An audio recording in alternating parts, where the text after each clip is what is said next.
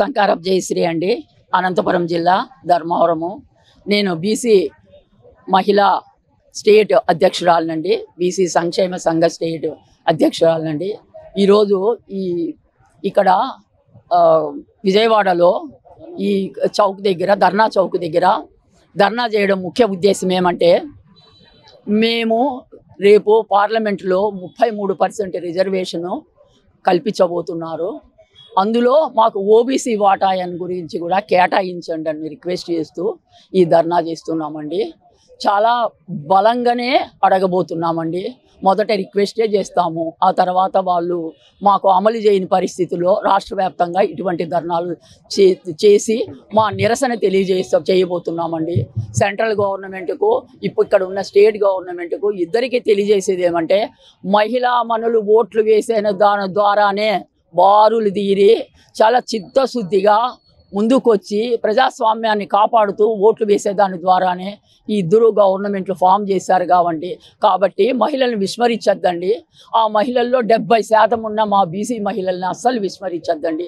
దయచేసి ఓబీసీ కల్పించడం ద్వారా మా మహిళలకు చట్టసభల్లో కూర్చునే అవకాశం కల్పించకపోతే ఇటువంటి ధర్నాలు మేము రాష్ట్ర వ్యాప్తంగా చేయబోతున్నామని ఒకసారి చెప్తున్నామండి. మాకు మోడీ మీద అకుంఠిత విశ్వాసము తప్పక ఆయన, ఎందుకంటే ఆ రోజు యుద్ధం జరిగిన రోజు కూడా ఆపరేషన్ సింధూర్లో మహిళలతోని యుద్ధం చేయించారు కాబట్టి వాళ్ళ మీద చాలా పూర్తి విశ్వాసం పెట్టారు. కాబట్టి మేము కూడా ఆయన మీద ఎంతో విశ్వాసంతో అడుగుతున్నాము, మాకు ఓబీసీ ఇవ్వండి. ఓబీసీ ఇచ్చే దాని ద్వారా మా మహిళలు ఇటు అసెంబ్లీలు అయితేనేమి, ఇటు పార్లమెంట్లు అయితేనేమి చట్టసభల్లో కూర్చుండే అవకాశం కల్పించమని వేడుకుంటున్నామండి. జాడి శ్వేత ప్రియదర్శిని, బీసీ మహిళా జనరల్ సెక్రటరీగా వర్క్ చేస్తున్నాము. మేము కోరుకుంటున్నది ఏమిటంటే, ఓబీసీ వాటా ఎంత అనే ప్రోగ్రామ్కి జయశ్రీ మేడం గారి ఆధ్వర్యంలో మేము ఇంకా ఈ ప్రోగ్రామ్ని ఇంకా ఉధృతంగా చేస్తాము.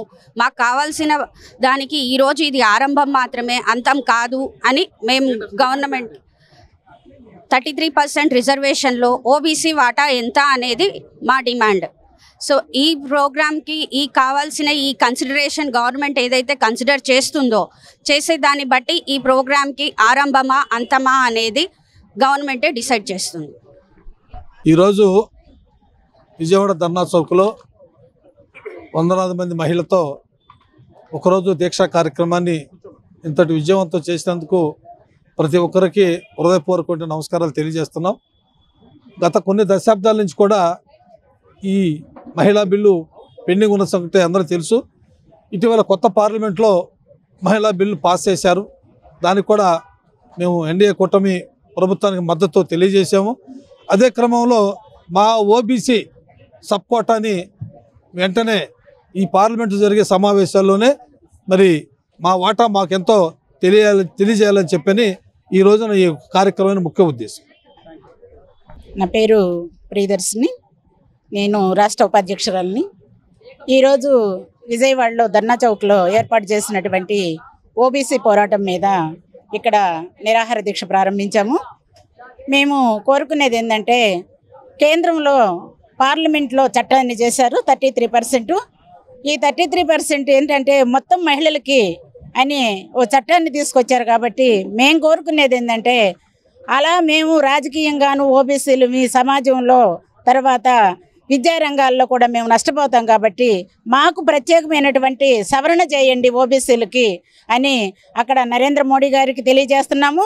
ఇక్కడ స్టేట్లో ఉన్నటువంటి అధికార ప్రతిపక్ష నాయకులకు కూడా ఈ ఓబీసీకి చట్టానికి సవరణ చేసేందుకు మీరు సహకరించాలని చెప్పి కోరుకుంటూ ఈ దీక్షను చేస్తూ, ఈ దీక్షకి మీరు సహకరించకపోతే రేపు మా ఓటు ద్వారా మా ఓట్లు మావి, సీట్లు మీవి అన్నట్టుగా ఉంది. కాబట్టి మేము ఈ చట్టాన్ని ఏం చేస్తామంటే, రేపు గల్లీకి ప్రతి గ్రామాల్లోనూ నియోజకవర్గాల్లో కూడా మహిళా ఉద్యమాన్ని లేవదీసి దీన్ని ఢిల్లీ వరకు తీసుకెళ్తామని చెప్పి తెలియజేస్తూ నేను సెలవు తీసుకుంటున్నాను.